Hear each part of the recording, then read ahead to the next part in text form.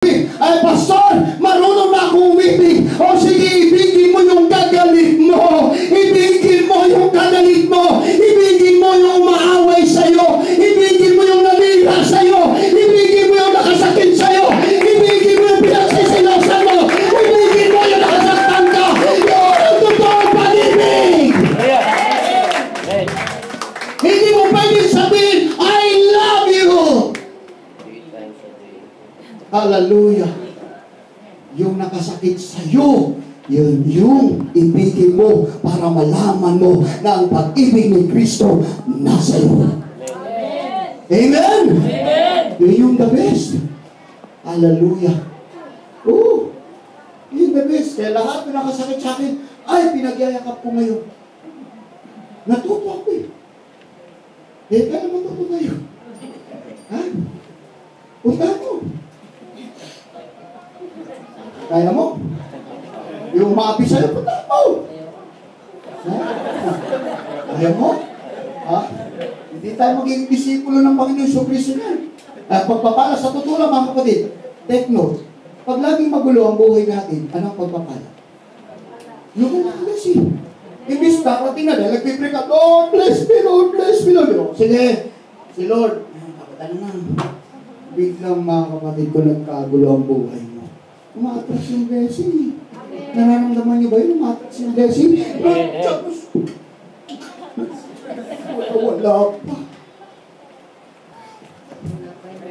Hello? Amen? Hallelujah. Everybody say praise the Lord. Hallelujah. Hallelujah. Verse 5. Ano yun? Hindi nagugaling mahalay. Hallelujah. Charity suffereth long and is kind and debate not. Charity vaunteth not. Verse 5. Doth not behave itself unseemly. Is not easily rebuked. Hallelujah. Ibig sabihin mga kapatid, true love keeps no record of evils done to it. Hallelujah. Ito naman mga kapatid,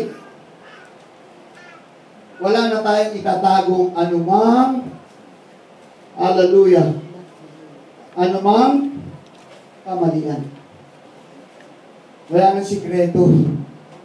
Sabi ko nga sa mga boys, wala nang sikreto. Wala nang secret love. Wala nang secret affair. Wala nang sideline. Hindi na kumibo yung mga boys. Okay, alam mga girls, mga boys muna. Wala na. Ha? Yung dapat nagmahal ka na sa Diyos eh. Wala na talaga mga kapatid eh. Ang buhay Kristiyano, diretsyo na talaga mga kapatid. Everybody say amen? Kasi pure na tayo sa harapan ng Panginoon. So bilang pure, wala na tayong mga sekreto pang mga kapatid, mga ginagawa o hindi mabuti, hindi ka nais-nais na gawain mga kapatid. Kasi alam mo, makakasira yan sa buhay bilang isang Kristiyano. Dapat ka na. Tapat na tayo. Tapat na tayo sa church, tapat na tayo sa pamilya, tapat tayo sa kaibigan, tapat hindi sa lahat sa asawa. Hello? Tapat na sa asawa, ha? O yan. Ha? Yun na yun. Wala nang sideline. Kasi kung magsa-sideline ka mga kapatid, you cannot serve two masters at the same time. Hindi ka pwede maglingkod sa dalawang Panginoon. Isa lang mga kapatid. Hallelujah. Pwede mong kagalitan yung isa, or susundin yung isa. Yun yung importante mga kapatid. Hallelujah. Sa buhay po natin mga kapatid. Everybody say amen. Verse 6 mga kapatid. Hindi nagagalak sa kalikuan, kundi nakikigalak sa katotohanan. Rejoices not in iniquity. Hallelujah. Hindi natutuwa sa anumang kasalanan, mga kapatid. Kaya nga sa church, mga kapatid, masaya tayo na naglilingkod sa Panginoon. Bawat isa sa atin, masaya. Sabi ko nga kanina, mga kapatid, ang sakit ng kalingkingan, sakit ng buong katawan. Huwag kang matuwa kapag ang kapatid mo, mga kapatid ko, bumabagsak, nadadapa. Bagkus kaawaan mo, kahabagan mo, mga kapatid ko. Huwag mong ikwento sa iba. Huwag mong ikwento sa iba, mga kapatid ko, kung anong naranasan ng kapwa mo. Dahil ang sakit niya, sakit mo rin. Everybody say amen? Palapakan natin ang ating mahal na Panginoon. True love does not gossip or rejoice when another believer's fools. Ayan na. Ang totoong pag-ibig at totoong nagmamahal, hindi na siya magsasalita ng ikakasama ng kanyang kapwa. Amen. Bakit ba ito? Bumagsak man siya, na-backslide man siya, o ano man nangyari sa kanya, ang iyong mararamdaman, habang. Hindi yung buti na sa'yo. Yan, kasi buti na. What? Hello? Amen. Diba? Pag meron tayo, halimbawa, meron tayong kapatid, nangihina, tanggapin natin, mahalin natin, kahabagan natin, huwag nating i-condemn. Huwag nating i-condemn. Huwag nating hatulan. Dahil baka pag lumakas yan, ikaw naman yung babagsak, siya naman yung magpalakas sa'yo. So, nagpapalakasan kayo sa bawat isa. Iiwasan talaga ng church. Kasi ito yung nagiging problema sometimes and oftentimes sa church, mga kapatid. Hallelujah. Pag may kapatid na bumagsak, yan, mirisi. O, nag-Spanish pa, mirisi, mirisi, yan, kasi hindi ka nagsisimpa.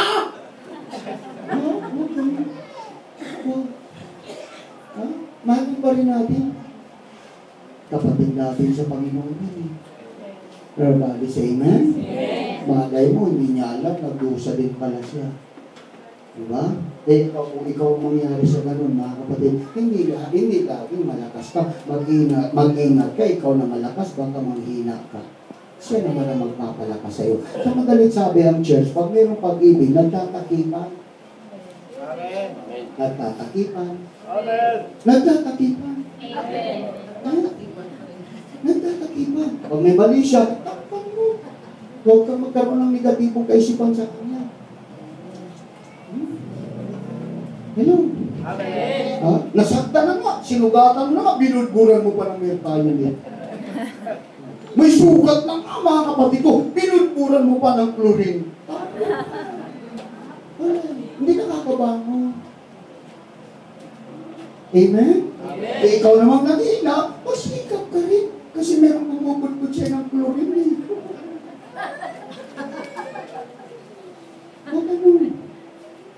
Ako yan ang ugali ko dati.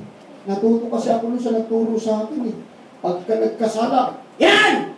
Yan kasi! Yan! Ganun ka agad eh. Nahawa ako. Kunti. Kaya pag mayroon nagkamali, kaya kasi, yan! Yan kasi ang resulta ng katikasan ng ulo eh. Binago mo na. Binago mo na. Hindi pala nakakabuti yun eh. Ha? Subukan mo kaya. Yung sama ng loob, tapatan mo ng pagmamahal. Tapatan mo ng pag-unawa. Tapatan mo ng pag-aaruga. Ako yun ang ginagawa ko.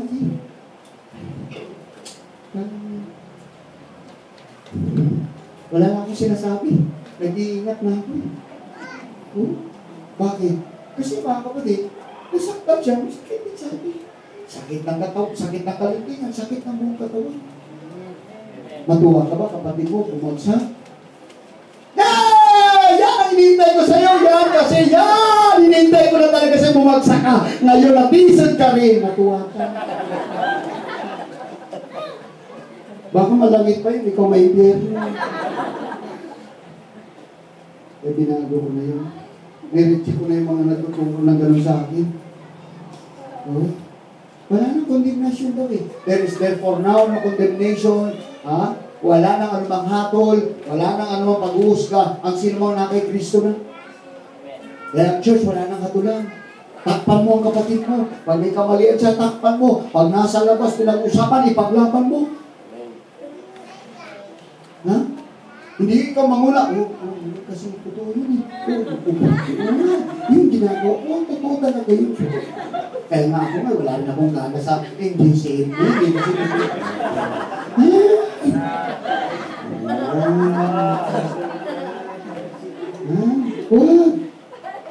Yung pala yung kausap mo mga kapatid ko, suko rin sa tanas yun. Naghintay lang din mga kapatid na mapapakinggan sa'yo. Oh. Diba? Maganoon. Amen? Amen. Kung kinakalat, takpan, tabunan, kung kinakat mga kapatid, lagay sa sako, lahat ng usapin, gawin natin para sa ikakabuti ng iglesia ng ating mahal na Panginoon. Amen! Palakpakan natin ang Diyos sa buhay. Iba na to! Iba na to ngayon. Iba na ang sistema ngayon, mga kapatid. Hallelujah. Ngayon, paramihan ng pagmamahalan. Ha? Noon, paramihan ng galit. Pagka hindi nagalit sa buong isang linggo, ako, mahinang pananampalataya. Ha? Hello? Pag hindi nag-away ng isang linggo, ay mahinang pananampalataya nyo, hindi nag-away. Hindi na ngayon yan. Paramihan ng pagmamahalan ngayon. Amen? Hallelujah. Mahal ko ang kapatid ko dahil tayo ay isang katawan ng Panginoong Jesucristo. Lahat daw binabata, mga kapatid. Ang pag-ibig mapagpahinuhod, magandang loob, ang pag-ibig hindi nananaghili, ang pag-ibig hindi nagmamapuri, hindi mapagpalalo, hindi nagugaling mahalay, hindi hinahanap ang kanyang sarili, hindi nayayamot, hindi naaluman ng masama, hindi nagagalak sa kalikuan, kundi nakikigalak sa katotohanan. Lahat binabata. Sino ba ang unang mag-iintindihan? Di ba ang mga anak ng Diyos? Kung tayo pa ang una-una nag-aaway-away, mga kapatid, hindi tayo anak ng Diyos. Kaya sabi ko na lang sa inyo. Everybody say, praise the Lord. Kaya magsaya tayo sa katotohanan. Rejoice in the truth. Hallelujah. Ha? Tapatan mo. Kaya nga sabi ko nga, mga kapatid, ito rin yung mensahe sa Bulacan kanina umaga. Subukan mo kaya, baguhin mo ang iyong kaisipan. Lagi kang galit, tamang hinala ka, lagi kang negatibo. Baguhin mo ngayon, magiging positibo ka na. Mahalin mo ang kapwa mo, ipakita mo yung magandang pananalita, ilalabas mo yung magandang pananalita. Di ba susunod sa iyo yan? Hello. Amen? Ha? Di ba mga kapatid? Ang opposition, inaway mo ngayon mga kapatid ko. Inaway ka, sinuklian mo rin ang paikipag-away. Boom! Palot! Sabog! Sabog kayo! Oh, di ba? Panot talaga. Ngayon, ito, opposition mga kapatid ko. O, di tapatan mo ngayon ng pagpapakumbaba. Tapatan mo ngayon ng pagmamahal. O, di kakalma yan. Hihina mga kapatid. Yun yung sekreto ko eh. Sa aming mag-asawa, pagka magratatat na yun mga kapatid, tago na ako. Bakit ka na dyan? O, subukan mo tapatan, magrambulang kayo sa loob. Ha? Hello? Amen? Kaya mo na siya magkakalangan. O, maubusan din yan. Subukan mo, sabog kayo dalawa mga kapatid. Ay, sigurado, para kay granada sumabog. Everybody say amen. Ano nangyari? Nanalo ba ang Diyos? Hindi. Talo ang Diyos doon. Talo mga kapatid. Parang binaliwala natin ang Panginoon Jesucristo sa buhay natin. Ganun lang mga kapatid. Amen? Eh kayo nakakaunawa. Intindihin mo na lang. Ha? Amen? Ha? Asawa mo medyo, intindihin mo na lang. Ikaw naman yung nakakaunawa eh. Ganun lang. Kasi kung galing ka pa ng church, pagdating mo sa bahay mga kapatid, ikaw pa yung matapang. Hello. Subukan mo pagdating mo sa bahay, yung asawa mo nasa bahay, pahiga-higa lang, mga TV. Uy, mahal, ganda ng position mo, nakadikwato ka, nagkapi ka na? Pakapilin mo. Huwag mo lagyan ng pait. Huwag mo yung lagyan ng laso. Lagyan mo ng sweet and honey talaga na pagmamahal. Magkapi ka. Nakakapagod na noon, walang kape. O ito yung tinapay. Huwag tatagay mo sa ako. Ano nagkain ito? Grabe pala yung nangangaral yung pastor na yung mga pinapakain. Pero yung naluluda ka din 4, siya pawis na pawis dumating, pinagtimpla pa ako ng kape. Gawin mo! Amen? Ha? Hindi yung galing sa Diyos, ikaw pa yung matapang eh. Ay! Wala man lang sinain dito. Ang mga plato nagkalat. Ano ba naman to? Galing pa nga ako ng-church eh. Nagpuri pa ako. Grabe ka naman!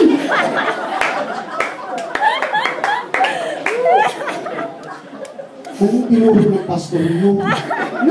Ay, naku, pati si pastor na damay.